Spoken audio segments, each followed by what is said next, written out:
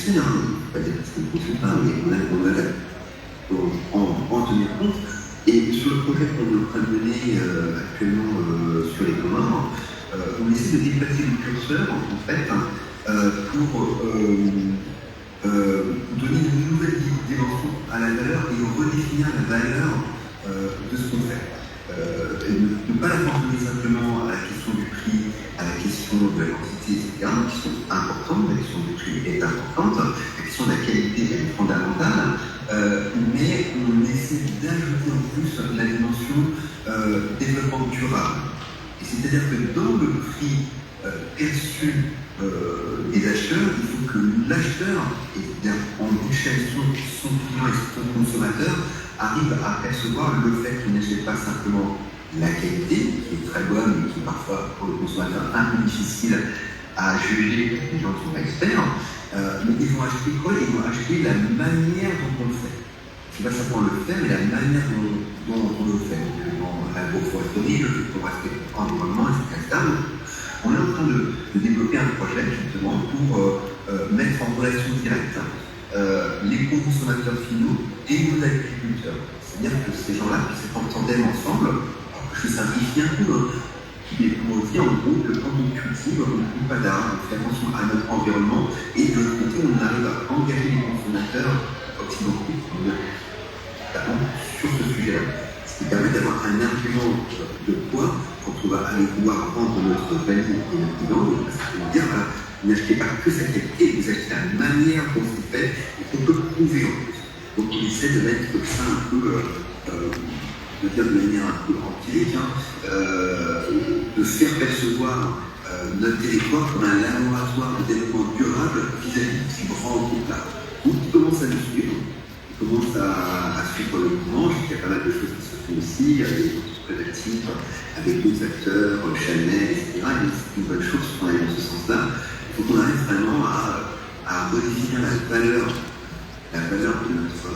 de nos productions pour qu'on ne soit pas en compétition sur des questions de prix, parce que c'est une bataille que là, peut être très difficile à remporter. Voilà, je ne vais pas faire trop long.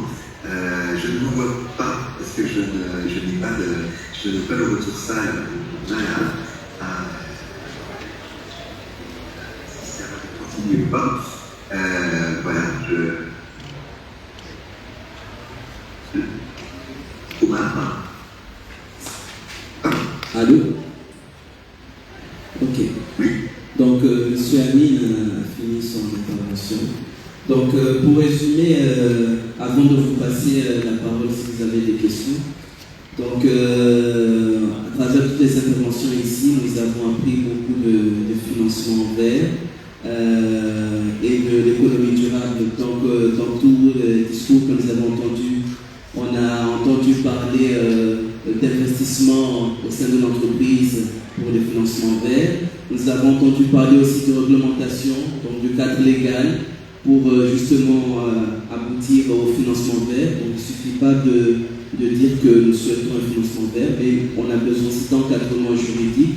On a parlé aussi de protocole, de conventions bilatérales et multilatérales. Donc il y a des actions qui sont à faire au niveau national, mais aussi avec d'autres pays ou deux pays entre eux, pour justement limiter les effets sur la destruction de l'environnement. Et pour cela, on a besoin de conventions multilatérales notamment.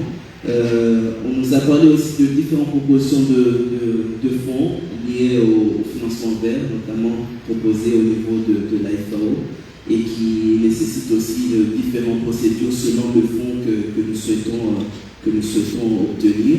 Si c'est le secteur privé, la société civile ou le public, le secteur public.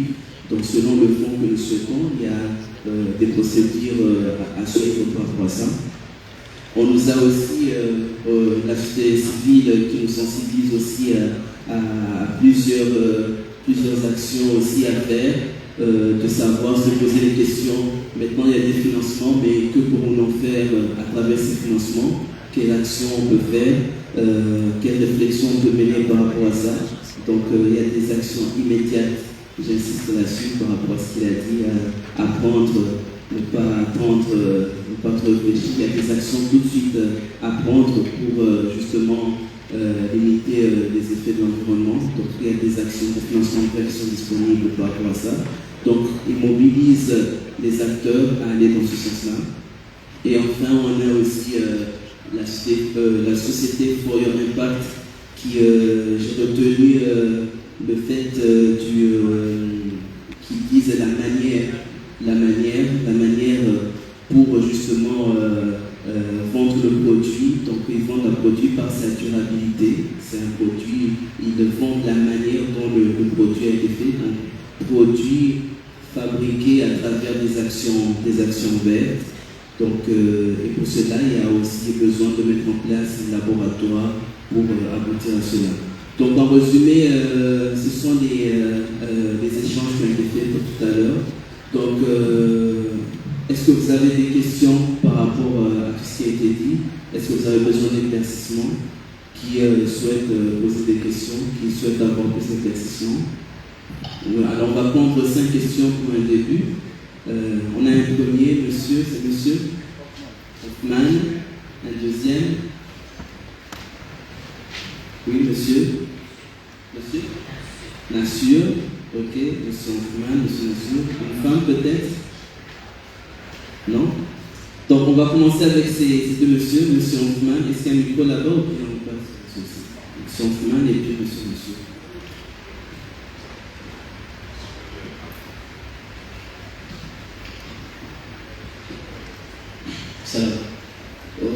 Ma question va voir monsieur le directeur de l'environnement. Donc, je voulais savoir, vous avez dit que planter des arbres, ça fait rentrer de l'argent dans le pays. Donc, aujourd'hui, on remarque que les braconniers, la déforestation accélère.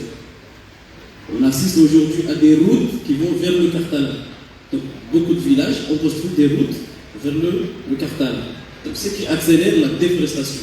Est-ce que c'est un avantage pour les arbres? Est-ce que ce qu'on va planter va compenser les arbres coupés par les personnes civiles dans les villes? Et s'il y a un moyen de les arrêter, comment comptez-vous les soutenir vu que c'est leur moyen de subsistance? Encore, je vais rajouter que on remercie cette initiative d'essayer d'augmenter le prix de la vanille et du girofle, parce que, à ma parole, j'ai déjà assisté à des personnes qui cueillaient du girofle depuis le matin jusqu'au soir. Ils étaient pas là. Depuis le matin jusqu'au soir, ils ont eu que 25 kilos par personne. Donc, ils ont séché, ils ont eu 15 kilos sur les 25 kilos. Donc, aujourd'hui, on assiste à 2500 le kilo du girofle. Pourtant, à l'extérieur, c'est très cher. Donc, on aimerait bien que cette initiative aille jusqu'à au moins valoriser ces produits de race. Pour monsieur Saïd, je voulais demander, vous avez parlé des investissements verts. Qu'est-ce que vous avez réalisé au sein de votre ONG pour pousser ou pour inciter les jeunes à chercher des investissements verts qui favorisent les Comores? Concernant Telma, pardon, si j'ai beaucoup, concernant Telma, vous avez dit que vous pensez à la manière de recycler l'huile que l'huile vidange sur vos véhicules. Est-ce que vous avez aussi, comment comptez-vous recycler ces huiles? Est-ce que avez-vous déjà pensé aux pneus que vous avez, aux pneus usés de vos véhicules, et comment recyclez-vous ces pneus? Est-ce que savez-vous que peut-être ces pneus sont brûlés? Merci.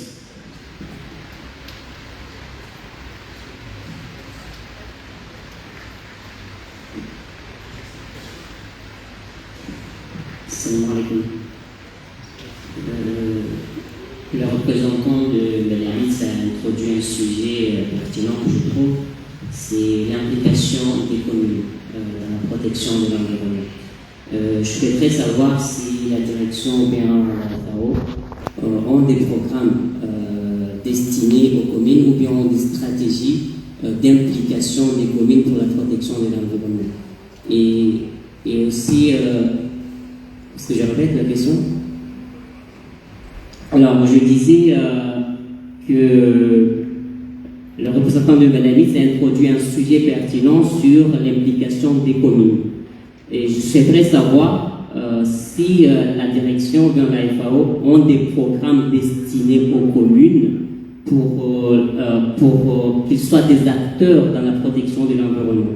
Et aussi, ma question aussi, c'est savoir quelle stratégie en fait vous mettez pour attirer les associations des jeunes ou bien des associations environnementales de pouvoir capter les financements qui sont dans vos directions ou bien dans vos organismes respectifs. Merci. Bien sûr, on répond et on ferme la... Sauf si Amine, pareil, veut dire quelque chose. Ok, merci. Alors, on va passer le micro en premier. Alors, chez nous, tellement, oui, il y a des actions de recyclage.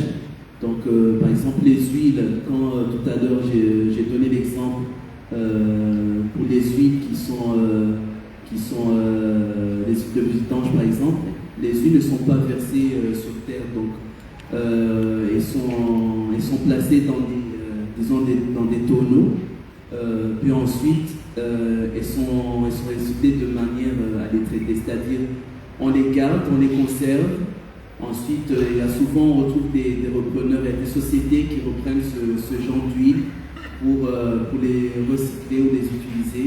Donc il y a des sociétés qui traitent ce genre de produits, donc nous on les garde afin de les donner à ces sociétés.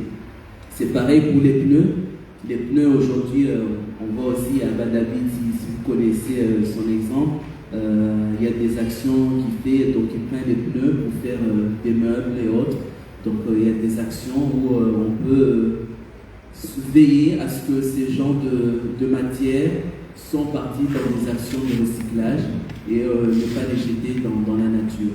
Donc et puis on essaie aussi d'identifier, là par contre je fais appel aux associations. Je ne sais pas si parmi vous on essaie de contacter certaines associations qui sont dans le recyclage justement pour voir comment les accompagner dans ces actions de recyclage et amener nos produits à être traités par ces associations-là dans toute la chaîne de recyclage qui existe. Voilà, donc ce sont les actions que nous faisons synthétiquement.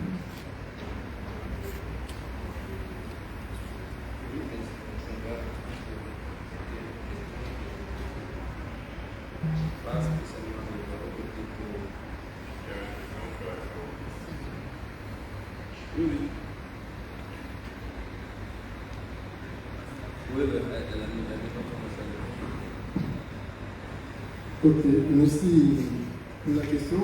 La question qui a été posée, la première, c'est la question de nous, c'est ça. Je rappelle que nous, on ne finance pas des routes qui vont au Katala. Nous finançons ce qu'on appelle des pistes rurales. Les pistes rurales, ce sont des zones identifiées que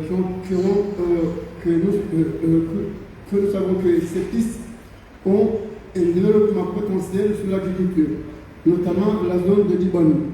Là, le gouvernement a financé cette piste rurale destinée à ces zones de Dibani, Badasamini, pour faciliter les agriculteurs dans ces zones que nous appelons CRD.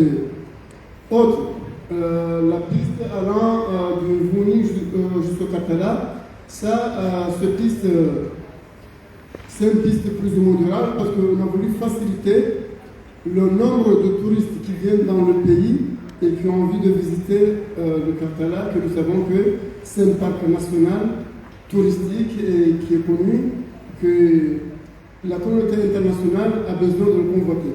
Aussi, ce secteur, c'est là où nous voulons développer ce qu'on appelle la géothermie.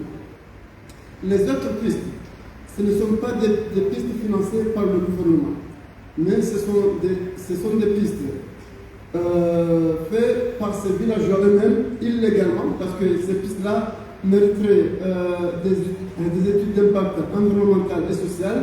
Au niveau de la direction, on essaie de les empêcher, mais vous connaissez le contexte de notre pays.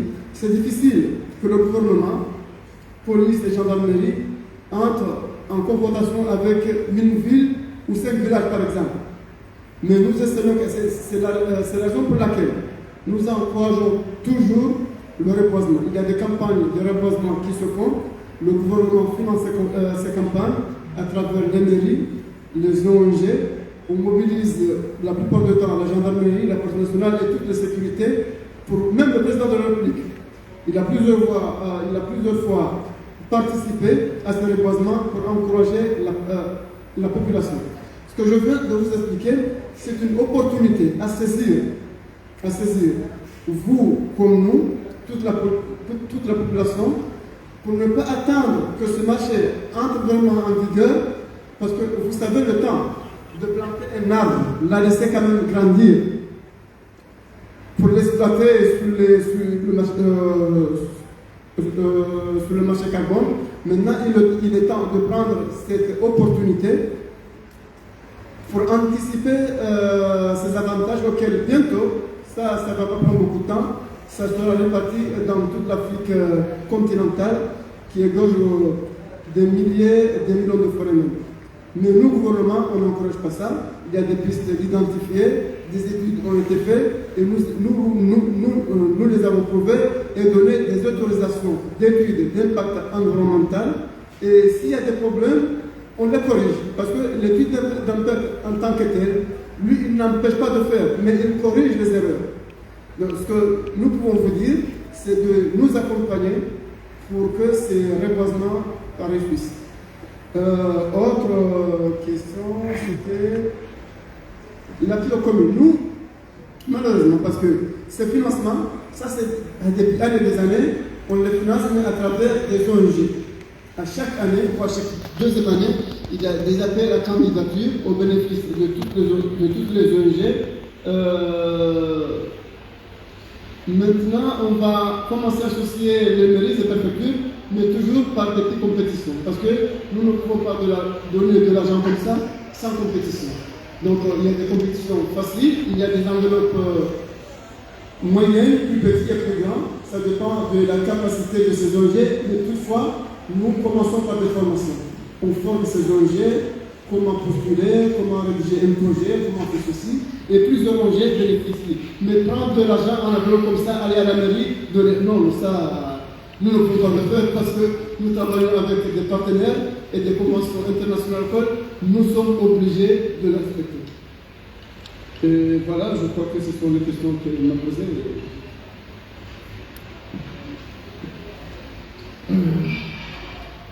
Je pense que ma question serait facile à répondre, parce qu'on m'a demandé comment accéder à ce financement.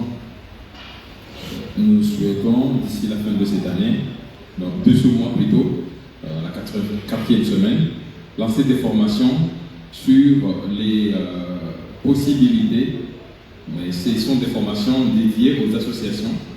Il y aura des formations dédiées à des personnes, des sociétés privées aussi, sur la manière d'accéder au financement qui sont là et qui n'ont pas été, ou bien qui ne sont pas captés par les Comoriens. Donc, nous, maintenant, c'est la réponse, comme je l'ai dit, c'est qu'il y a un programme de formation qui débutera à partir du 20. Au lieu de commencer du 20, nous proposons qu'on commence une semaine avant l'Aïd et on continuera la formation après l'Aïd, les formations après l'Aïd. Ce sont des formations qui sont dans divers secteurs et qui permettraient à ce qu'on arrive à cesser de pointer du doigt le gouvernement, les partenaires et dépendre de ceux qui sont à l'extérieur. Voilà.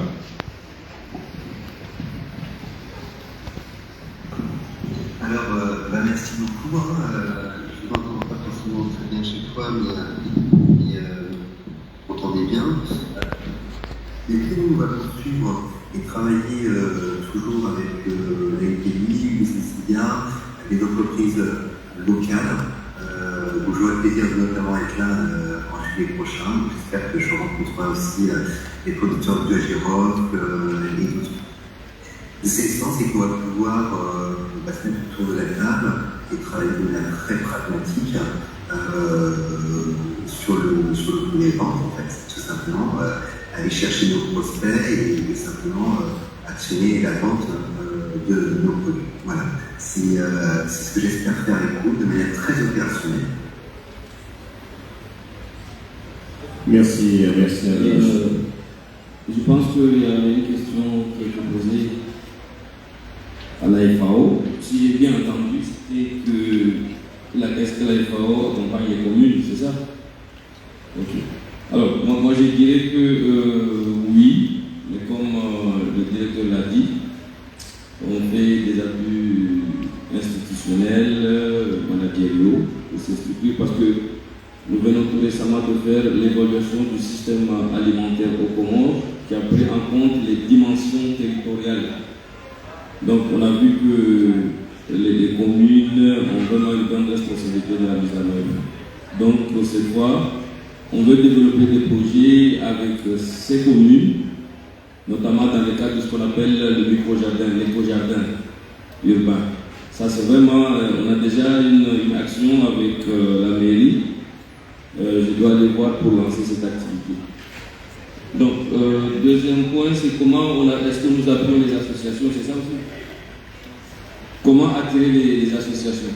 Alors, comme je l'ai dit, on a un partenaire direct gouvernemental, mais à l'intérieur, pour la mise en œuvre de la plupart de nos activités, c'est vraiment des groupements, c'est des associations. On incite les associations à venir, les associations, pour venir nous appuyer dans le cadre de la mise en œuvre. Bien sûr, nous les formons, nous mettons en place une stratégie de renforcement de capacité pour qu'eux, ils prennent la relève sur le terrain et en même temps l'expertise reste. Donc notre stratégie, c'est vraiment de l'inciter à prendre cette responsabilité d'appui. Parce que comme dans le cas de AMI, on l'a fait une fois, AMI qui est une association de microfinance, qui nous a appuyés à travers les coopératives agricoles. Donc voilà, merci.